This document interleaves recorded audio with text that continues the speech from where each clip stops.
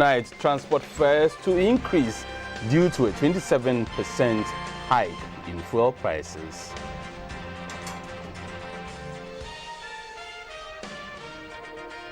EC's independent panel that examined concerns related to current voters register submits reports. And in Tanzania, teaching of Chinese in schools introduced.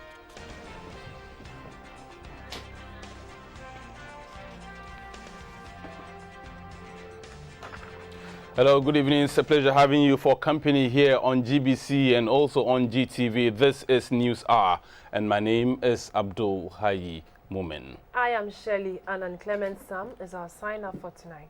We'll begin the news from Accra, where an increase in transport fares this week is imminent following a 27% hike in fuel prices. In Accra on Monday, the vice chairman of the GPRTU, Mr. Robert Saba, said commuters should expect an upward adjustment in fares later this week. He said the new fares will be announced after consultations with partners in the transport industry. Fuel prices have been increased by 27%. The upward adjustment in the price of petroleum products has led to a call by transport operators to convene a meeting to decide whether to review transport fares upward or maintain it. A visit to the Biakuye Highways branch at the New Plant Station revealed that transport fares have not changed. The vice chairman of the Biakuye branch of the GPRTU, Mr. William Ejay, said commercial drivers have been instructed not to increase transport fares until a decision is taken by the leadership of the association.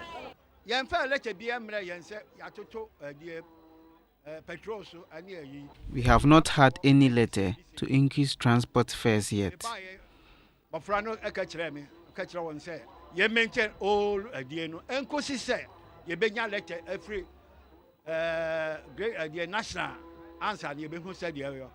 Drivers at the New Plant Station also claimed they are eager to increase their fares as the petroleum price increases eats into their pockets. We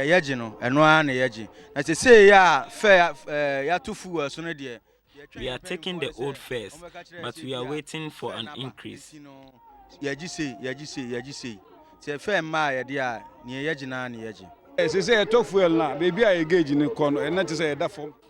The fuel increment is quite high, and an increase in fares would be okay. Too much. Some passengers who spoke to GBC24 said they were hoping the fares would be kept at the current prices despite the increase in fuel prices. The fares are the same. I heard it on the radio yesterday, but when I took car from Amasama to Circle here this morning, I thought the mate will increase the price, but as I asked the mate, he told me that the fare has not yet come out. The vice chairman of the GPRTU, Mr. Robert Saba, said fuel prices would surely go up sometime this week as consultations with stakeholders would begin on the 4th of January. He listed the factors that are considered in increasing transport fares. There was 400% increment in the insurance premium. That was last July. We took that into consideration. The DVLA registration is also part of it. The income tax forms part of it. The tax that we buy, the maintenance costs, the spare parts, even the road toll, our factors that goes into the running cost of our business. All these things are taken into consideration before we are able to come back. According to him, delays in announcing the new fare would lead to drivers charging their own fares. He therefore cautioned drivers to respect orders from authority and wait for the new fares later this week. At the office of the Metro Mass Transit, the public relations officer who spoke off camera, Madam Bernice Akologo, revealed that management was also in a meeting to decide on whether prices would be reviewed upward or not. There has been an 18% jump in the price of liquefied petroleum gas in the country. A 14.5 kilogram of gas now sells at 50 Ghana cedis, up from 43 cedis. The increase comes in the face of a program underway in the country under which gas cylinders and stoves are distributed free of charge to promote the use of LPG and encourage a move away from fuel wood to conserve the environment. Before the country's lawmakers went on recess in December 2015, they approved an Emergency Energy Sector Levy Bill 2015 to impose more taxes on petroleum products. So on the 1st of January this year, the prices went up, with LPG seeing an 18% hike. In Accra, on the first working day in the new year, GBC24 has visited some gas filling stations. The 14.5 kilogram cylinder of gas, which was selling at 43 cedis, is now 50 cedis. For 60 kilograms, which sold at 176 Ghana cedis, is now 210 Ghana cedis. The 52 kilogram cylinder, which was 153 cedis, is now 182 cedis. We sought the general view of the man on the street. We woke up this morning and we learned that fuel prices have been increased to 27%, and definitely it will affect every individual, everything in the market will go up. Petroleum is like the lifeline to every Ghanaian. So once that one is increased, it affects everything on the market. In terms of affordability, it's too harsh on the Ghanaian to start a year like this. Don't forget that schools are opening just tomorrow. We have school fees along the line. They are going to increase transport. I can't pay transport to work. And then as the increase fuel and things, you have to increase salary. You see, go with salaries. Right now, I can't use the old salaries to enjoy this increment. Although we are not okay with the increase of the prices, that's why I'm saying the situation demands the economy. So the economy says we should. As the government tries to wean the rural dweller off the use of firewood, it has introduced the Rural Liquefied Petroleum Gas Program. Under this, it is distributing free cylinders and cook stoves to beneficiaries in low-access areas. The hope is to reduce the large number of trees felled to produce charcoal and firewood. So far, over 40,000 cylinders and cook stoves have been distributed in various districts across the country. But for the rural dweller, firewood is much cheaper than LPG. But its use has adverse effects on the environment and human health, making it necessary for a complete switch from firewood to preserve the forest for posterity.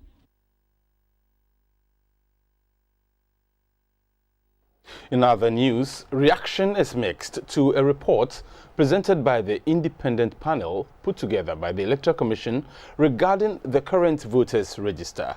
Per the report, the Electoral Commission is to audit the current register rather than compile a new one, as earlier suggested by the leading opposition party, the NPP.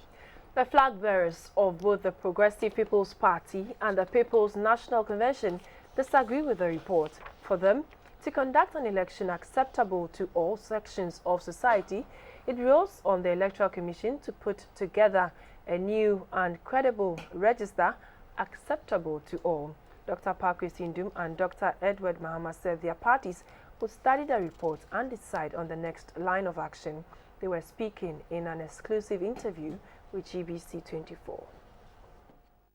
I'm not surprised to hear this from the Electoral Commission, because the Electoral Commission has not been responsive to suggestions for change. Because, you know, in Ghana there is such a thing as a National Identification Act. Okay, there is an Act of Parliament that set them up. The Act of Parliament also gave them, and only them, the right, the authority, the responsibility to determine who is Ghanaian and who is not Ghanaian. If somebody drags someone from a polling station and says you are Nigerian or you are Gambian or whatever, the Electoral Commission does not have standing in law to decide whether that person is a Ghanaian or not. Look, there are banks in this country, there are organizations in this country that go around registering people by biometric means and doing all sorts of things, and they're able to do them in a few weeks. A few weeks. All right? If we resource the National Identification Authority and let them do their work and let them do it well, we can solve this problem even this year before this November election. The flag bearer of the People's National Convention, Dr. Edward Mama, said if the Commission planned to change the register, it would have taken the decision immediately after the Supreme Court ruling in 2013. The EC has given me an opportunity to say this is what I'm talking about in my campaign theme, which is new beginnings, new deal, new force. If the EC had been very, very responsive, as I expect our institutions to be, they wouldn't have to have an argument started about the voters register to do one, because all throughout we have complained that it is bloated. Now my concern is that if we go into this election, some people rejecting the register, some people accepting it, already we have set ourselves for an argument which we could have avoided. GBC24 also sampled views of the man on the streets. I think we still need a new register because other parties too are involved. If in case they lose, they might decide not to accept the results. Everybody's trying a new register. Right now, if you walk in and say you want a new register, people will even come in more.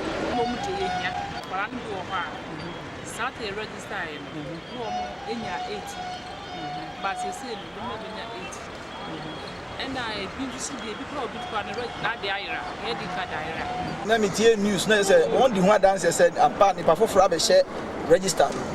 This I was my year film never got to aba. Na go say okronfo abewia wa de na wo see minim renti on fama de no nko a. Wo be ba no TV no say sense ho bi o de ko. Ni say hu hia de a onye na nyina anya asombi e wo man no. Say na be ya abato no e be koso. Ya tu wie na say wa be wini no wini. Ebisu anu ebisu na ehu say e kronkron mi bi eni. A project that seeks to financially empower women in the Saboba district of the northern region has led to a new savings culture to improve living standards. Known as Resilience in Northern Ghana, or RING, the project started in 2014 with a total mobilization of about 56,000 cedis as loans and social funds, and with 23 groups. The technology used for this project is the formation of women groups under the Village Savings and Loans Association, VSLA. The group members came together and took small loans from these savings. The activities of the group run in cycles of 1 year, after which the accumulated savings and the loan profit are distributed back to members. The purpose of VLSA is to provide simple savings and loans facilities in a community with no access to formal financial services. For many, this is a more transparent structure and democratic version of the informal savings group found in the villages and slums in many parts of the developing world. The main difference of the village savings and loans concept is that the VSL methodology is better organized and more accountable system that even the unlettered can understand and trust. The first component of the project is to award grant of service contract to organizations to promote savings group through training and technical assistance related to savings groups for target households in selected communities. The project also engages communities in livestock rearing. The Saboba District Coordinating Director, Kimsi Musa, said the concept has been successful and called on other districts to emulate the example. Today, the intervention has brought the families closer than before. There is what is called social cohesion, reduction of conflicts within the communities because these vibrant groups have been able to solve teething problems amongst themselves. For the Interior has voiced concerns over the incidents of crime, especially armed robbery and the snatching of vehicles in the country. Addressing a meeting on empowering the youth through education, Mr. Makoyongo said the government is stepping up efforts to deal with these security problems. Interior Minister charged the security services at entry points to be vigilant and prevent misguided elements from destabilizing the nation. He asked them to be loyal and dedicated in the discharge of their duties to safeguard the security of the nation. Members of the Nyagnia Development Association convened the meeting to deliberate on development issues in their communities. The minister entreated his compatriots to establish an effective scholarship fund to foot the bills of brilliant but needy students. This, he noted, will produce the needed human resource for the communities and encourage many more students to study hard and pass the exams. The association has over the years donated teaching and learning materials to schools in the community, procured computers for an ICT laboratory, hooked some settlements to the national electricity grid, and also put up some school infrastructure. The Accra Tema chairman of the association, Professor Sylvester Achio, said the association identified development needs of the communities and pooled resources from members as well as well-wishers to meet those needs. The Deputy Upper East Regional Minister, Daniel Syme, noted that the region had recorded poor basic education certificate examination results in recent years and commended the efforts of the association in helping address the situation. He called on other communities to form similar associations with focus on improving educational standards. On the other side of the break, Maurice Ogbete is standing by with business news. We'll be back.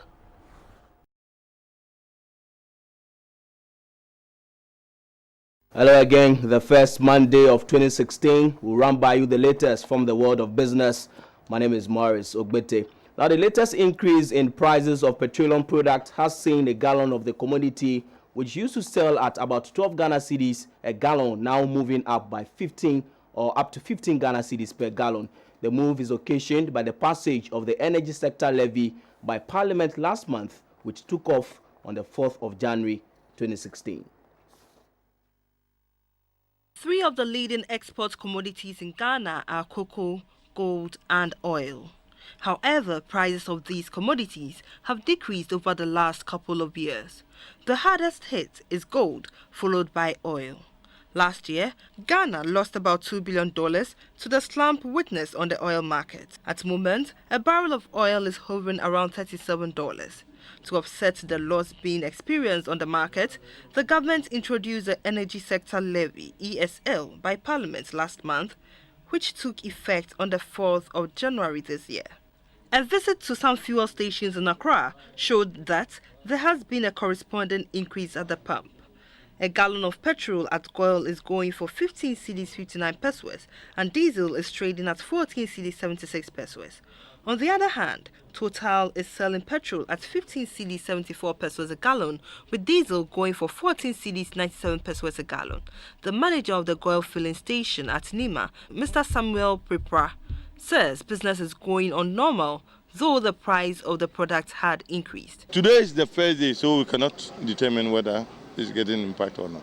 To these taxi drivers at the Pig Farm branch of the GPRTU, any hike in price of petroleum products slows down their business because passengers find their services expensive. The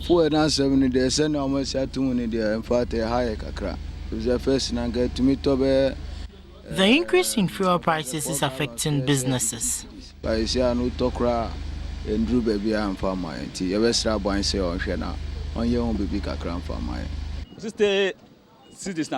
buy 60 cedis each day, but today I have to buy 80 cedis, and this is really affecting business. It's too much for many fuel station owners, but for the introduction of the new levy, with the stability on the forex market, coupled with decrease in the price of crude oil to about $37 a barrel, the price of diesel would have been reduced by 10%. However, petrol would have been reduced by some 5.5% per litre at the pumps, but the 27% levy has rather triggered an increase. Now, some good news for pensioners. The Social Security and National Insurance Trust SNIT has increased the monthly pension by 20% for 2015. Now, this means that current pensioners on SNIT pension as at December 2015 will have their pensions increased by a fixed rate of 12 Ghana cedis plus an additional flat rate of 12 Ghana cedis 39.2 cedis per pensioner. Now, the world of business is almost sitting on the virtual market platform, but businesses in Africa, including Ghana, are yet to take full advantage of the opportunities provided by this market. In such a market, buyers and sellers do not meet or interact physically. Instead, the transaction is done through the internet. No one can underestimate the impact mobile phones have had on the continent of Africa. In terms of numbers, Africa is lagging behind in the digital drive compared with other continents, but the progress made so far in the last decade on the continent can be described as phenomenal. Kenya sits on top of the global market when it comes to the use of mobile phones in rendering financial services. Ghana entered into the market not quite long, that was in 2009, but some strides have been made. Out of the 25 million population, 10 million are hooked onto the mobile money transfer service. Analysts point to the surge of mobile money transfer businesses in Ghana to smartphones and aggressive marketing strategies deployed by telecommunication companies. Another area that Ghana is yet to be fully represented is the virtual market. Here, buyers and sellers do business via the internet. Mention can be made of global giants like Amazon, eBay, Alibaba, among others, who have provided a platform for several companies to do business. In Ghana, Tonaton and OLX are also trying to help in this direction, but there's more to be done. There are some companies that have stepped up their game on the social media platforms, marketing their goods and services. The corporate services executive of MTN, Cynthia Lumo, says it is good to have a physical location to do business, but it's better for small and medium-scale enterprises in Ghana to move on to the virtual market.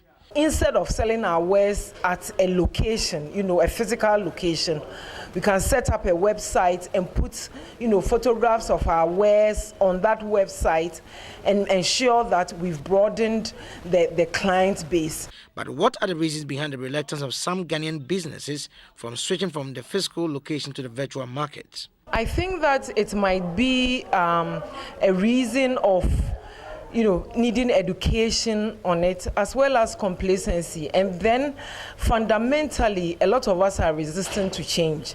And so if we've been doing things a certain way for a long time, it's difficult for us to imagine that if we tried it another way, we could, actually improve our business. Ghana's earnings from non-traditional export in 2014 were about $2 billion.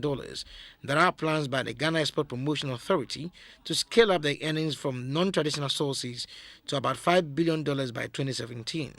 However, some of these national goals can be realized if there's a concerted effort by the state on one hand and the telecommunications companies and the SMEs on the other to sit together to devise an aggressive strategy to ensure that Ghana becomes an active player in the virtual market like India. Edward Nyakun, reporting for GBC24. And still in business, Nigeria's economy is set to face difficult days in 2016 as oil prices continue to fall on the international market. Analysts say the shocks will be severe this year as the International Monetary Fund projects that oil prices will drop to as low as $20 per barrel. For a country that generates 90% of revenue from the sale of the black gold, a drastic fall in prices spells doom for the economy. Most African countries, including Nigeria, are commodity-driven and therefore bear the brunt whenever there is a slowdown in prices of these commodities. In the 2015 budget, Nigeria estimated oil prices will hover around $78 per barrel. The steep decline in oil prices had forced government to review oil price estimate for 2016 to $53 per barrel. With the current estimate, Nigeria is losing $17 on each of the 2 million barrels of oil exported to the international market. It is envisaged that prices will crash even further once Iran begins to pump more oil into an already saturated market. The International Monetary Fund has warned prices of the commodity will fall to as low as $20 a barrel in the 2016 financial year. This will further worsen Nigeria's economy, which is already feeling the pinch of the oil price slump. Going by the IMF's prediction of $20, Nigeria would generate $44 million per day this year, amounting to $16 billion in the year. This would mean that Nigeria will see its oil revenue drop by 47.4%. According to President Buhari, oil-related revenue are expected to contribute 820 billion naira to the economy, while the budget deficit, which stands at 2.2 trillion naira, would be funded by foreign and domestic loans. The implication for an economy which runs mainly on a single commodity is dire. The Nigerian naira has already suffered depreciation in the last 4 months. The shortfall in budget targets, which calls for cut in government expenditure, will also have consequences on employment, as the public sector remains the largest employer of formal labor. Employment rate in the country stands at 9.9%. It is clear that the Nigerian economy will not be spared in 2016. Newly elected President Buhari will certainly have a tough time keeping the economy afloat and delivering the better Nigeria he promised his countrymen. But watchers of the Nigerian economy say the effect of the slump in oil prices can be mitigated if Nigeria's oil refineries are given a new lease of life to process the country's 2 million barrels of oil produced each day. They urge government to focus on the low-hanging fruits instead of the challenges. And back here in Ghana, the cedi opened the first week of the year by maintaining its value against the dollar and the euro, but inched up a peso against the pound sterling.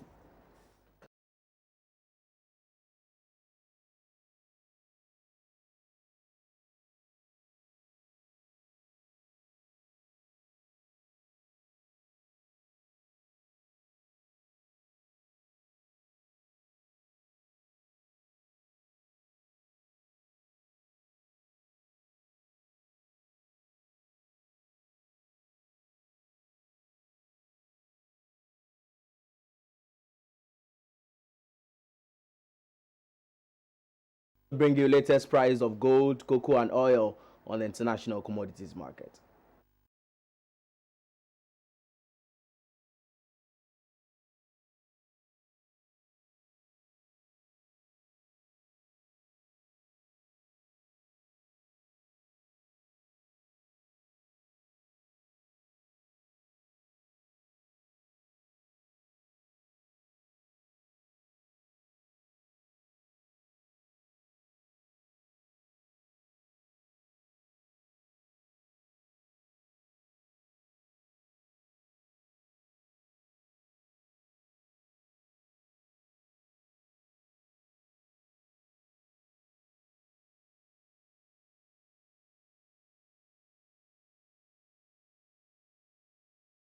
News hour continues after this break. Keep watching.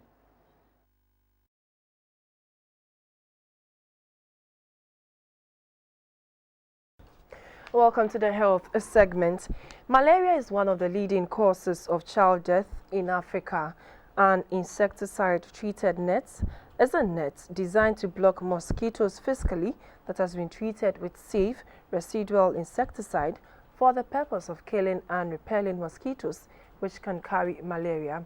A long-lasting insecticide-treated net is designed to remain effective for multiple years without retreatment. In Ghana, most people do not use treated mosquito nets in spite of the various campaigns. Mosquito nets treated with insecticides, known as insecticide-treated bed nets, were developed in the 1980s for malaria prevention. It is mainly used for protection against the malaria-transmitting vector Anopheles gambiae. This has shown to reduce malaria and malaria-related deaths in endemic regions. The insecticides that are used for treating bed nets kill mosquitoes as well as other insects. Insecticide-treated nets provide two levels of protection. First, it is a mechanical barrier against the bites of malaria-carrying mosquitoes, and secondly, it is a means of killing mosquitoes which come in contact with the insecticide. However, only pyrethroid insecticides are approved for use on insecticide-treated nets. These insecticides have been shown to pose very low health risk to humans and other mammals, but are toxic to insects and kill them even at low doses. Malaria increases the risk of adverse pregnancy outcomes for mothers, the fetuses and newborns. So, The effective use of insecticide-treated nets benefits these vulnerable women. In Ghana, mosquito nets are used by most senior high school students. A visit to one senior high school revealed that despite the several benefits of the mosquito net, it can also come with a lot of complications, such as burns on one's face and skin irritation. No, please. But I've heard about people having some complications. When they don't dry it before the first day use, and maybe it rubs against their face, the next day they have some kind of itchy feeling, a burning sensation. That's what I've been told, but I've never experienced it myself. They say the first time they use it, because of the medication, is very effective at that time, so their eyes become red and they have skin rashes on their body too. When you use it, it doesn't give any heat or any form of complications. It's just cool, like you sleep as normal. Generally, most Ghanaians find it difficult to use mosquito nets, while some are of the view that they feel too hot when they use mosquito nets. Others also say they develop skin irritation if the net is not properly dried. Speaking to GBC24, a nurse at the Kolebu Teaching Hospital, Madame Amy Akote, gave some advice on how to use mosquito nets. To avoid such complications, people are advised to hang the net. When you buy a new net, you should not use it immediately. You shouldn't sleep under it immediately. At least you have to air it for at least 48 to 72 hours before you can sleep into it safely. If not, some people can react to it. Medical experts have advised the general public to use insecticide-treated nets as a tool for malaria control. 2-year-old Christy Senagbe has been diagnosed with a medical condition known as hydrocephalus. This occurs when fluid builds up in the skull and causes the brain to swell. Doctors say she must undergo a surgery at a cost of 3,500 Ghana cedis to save her life. Hydrocephalus can start before a baby is born. This can result from a birth defect in which the spinal cord doesn't close or through a genetic abnormality or infections that occur during pregnancy. Hydrocephalus can also cause permanent brain damage. Some of its symptoms in children include vomiting, poor feeding, excessive sleepiness, and eyes that are fixed downwards. According to Christy's mother, she gave birth to a daughter at home, and the next day she realized that her skull was softening. She therefore took her to a hospital in the Volta region, after which she was transferred to the Kolebu Teaching Hospital. All efforts to cure her deformity have proved futile, and doctors say she needs to undergo a surgery which includes a cost of 3,500 Ghana cedis.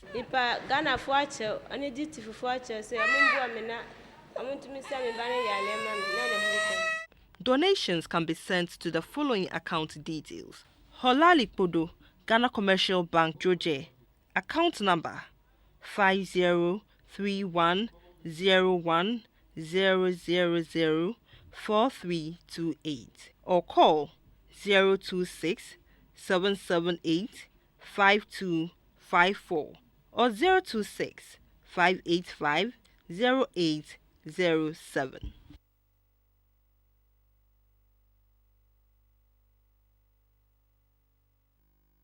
National news is next.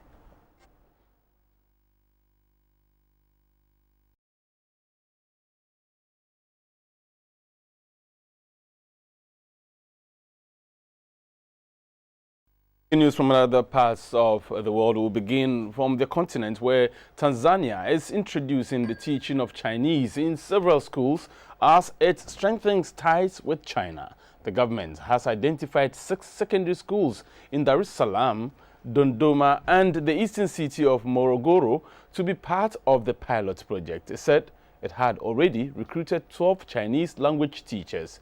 Beijing has financed many infrastructure, aid and development projects in Tanzania. The two countries have historical links dating back to Tanzania's campaign against British colonial rule.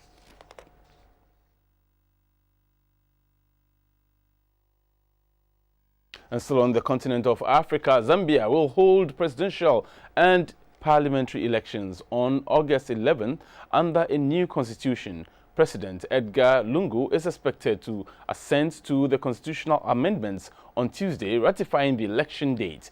The elections are expected to be a tight contest between the ruling Patriotic Front Party and the opposition United Party for National Development. Moving on, in Kenya, Kenya's Garissa University College has officially reopened 9 months after the killing of nearly 150 people, mainly students, in an attack by militant group Al-Shabaab. Staff have reported to work while students are expected to be back on campus next Monday. A police post has been set up on the campus in northeastern Kenya to improve security. Last year's attack was the deadliest so far by the Somali-based group in Kenya. Following its closure, some 650 students from Garissa University College were offered places at a sister campus in Eldoret, Western Kenya, to continue their studies.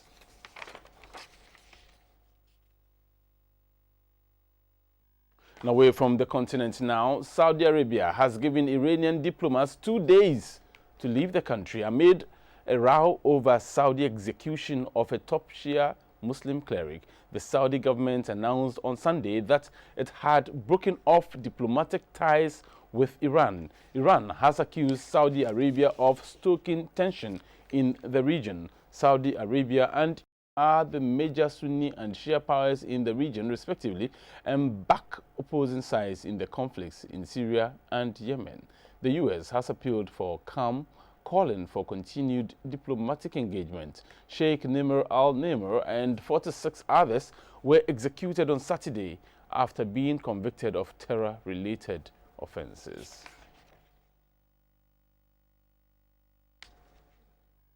We'll return to some local stories, but this time in the world of sports when Theophilus Sampa returns from this break.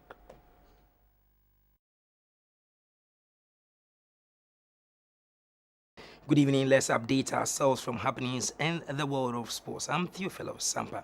This is in partnership with Tobinco Pharmaceuticals Limited, producers of Lunat. In Accra, handball coaches around the country will benefit from an international upgrading course later this month. The course is expected to boost the Handball at Schools project.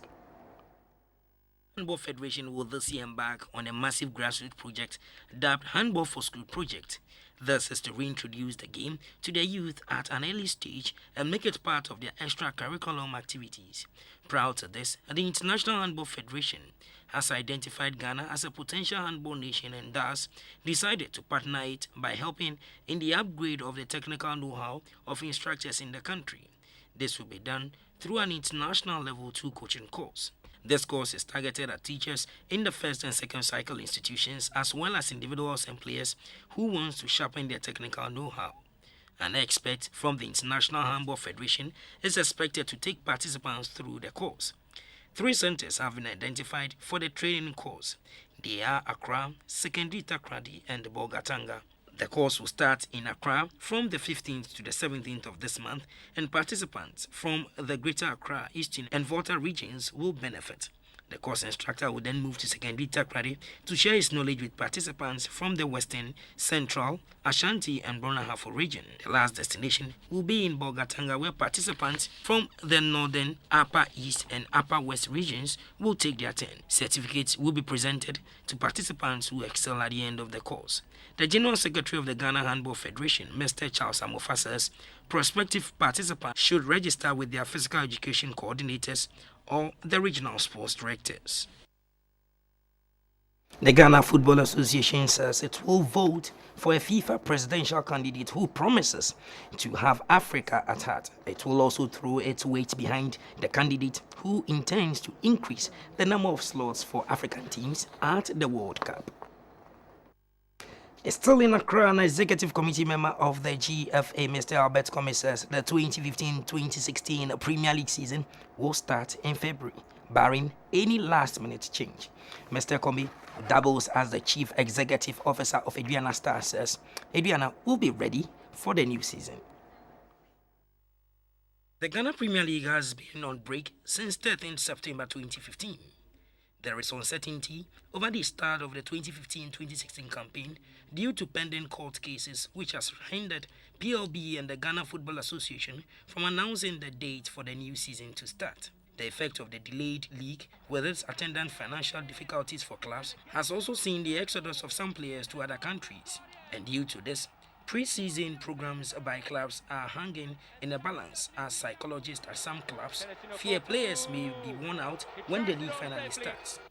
An executive committee member of the GFA, Mr. Albert Kombi, says they are working around the clock to get the league running. January, to be honest with you, I would say no. Because if you look at the case and you look at when even one have to lose and one have to appeal, then maybe I would say that if we are being fair to ourselves, February can be a good start for us. Mr. Kombi, who doubles as the chief executive officer of Aduana Stars, touched on their readiness for the new season. We've done strategic recruitment to enforce the areas that we thought were a bit weaker last season. And we want to present a very solid tie this time. Should the new dates be set in February, it is expected to be a huge relief for clubs because they will then step up their preparations a notch higher. There to go into allies, Frederick Yemwa, and again, well, nearly. And finally, the president of the Ghana Football Association, Kwesi Nyantakyi, says the association will offer financial support to clubs representing the country in the CAF inter-clubs competitions. Mr. Nyantakyi revealed that such clubs will receive $30,000 or more. Ash Gold will play in the CAF Champions League, whilst Midiama will take part in the Confederations Cup. Ghana will be represented by Ash Gold and Midiama SC in the CAF Champions League and CAF Confederation Cup this year. Ash Gold qualified after winning the 2014-15 Ghana Premier League to end their 19-year league title drought, while Midiama won the FA Cup competition. The president of the GFA says competitions of such nature require huge financing, so both clubs will need not just the support of the GFA, but also of the government. We've been assisting our clubs in our own small way. It's always been a small financial support. That has been our widow's mite, but we are not going to relent on that. We'll continue to support our clubs. Apart from all the things that we do for them, we think that participating in Africa is a very expensive venture. Any club that goes into Africa will spend, if you get to the money zone, you will spend not less than $700,000 to $800,000. And the government must help the clubs. The Miners will kick off their campaign in February between the 12th and 14th February against Algerian side MO Bijaya following CAF's draw last month, while Midiama were drawn a bye. So that's all for sports. Catch up tomorrow morning for more updates.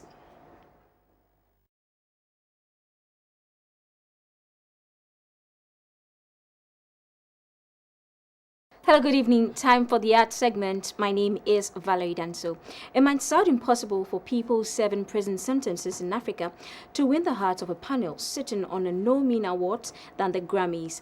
And to the prisoners of the Zomba prison inmate band, hearing the news that they had been nominated for the Grammy Awards was like a dream.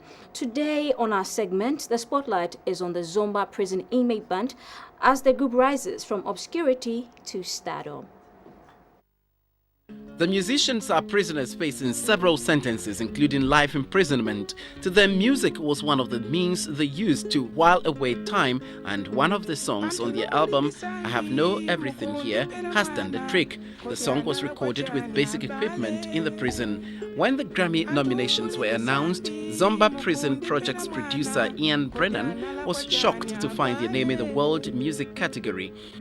The awards have become extremely celebrity-driven, and ironically, the world category in particular has become so predictable because it's the same names almost every year. So, to see a group of unknown individuals get a nomination makes it that much more of an accomplishment. In addition to international recognition for the music, this project has led to the release of 3 women from the prison, with 3 more cases under review according to the band's Facebook page.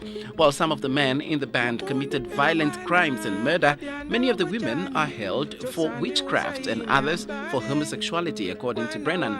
The 20-song album was recorded in 2013 by visiting American Grammy-winning producer Ian Brenner, who later gave it international exposure.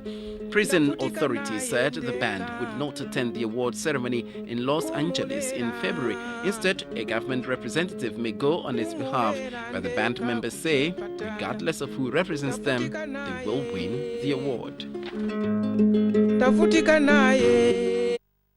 Up next are movies that made it onto the top 5 list of the most watched movies in 2015. Next up is the weather report for the next 24 hours. Just before we go, a quick update on news just in from the media. Admiral Matthew Kwashi as the Chief of Defense Staff. Vice Admiral Kwashi has been appointed an ambassador designate. The other appointments are as follows. Chief of Air Staff, Air Commodore Maxwell Manchebite Nagai. Chief of Naval Staff, Commodore Peter Kofi-Fiado. Chief of Staff at the General Headquarters, Brigadier General Samson Kujo Adeti. And Chief of Army Staff, however, remains Major General Richard Kwame Opoku Edusei. And that's how we wrap up the news here on GBC24 and also on GTV. News tonight is at 10:30. Keep watching.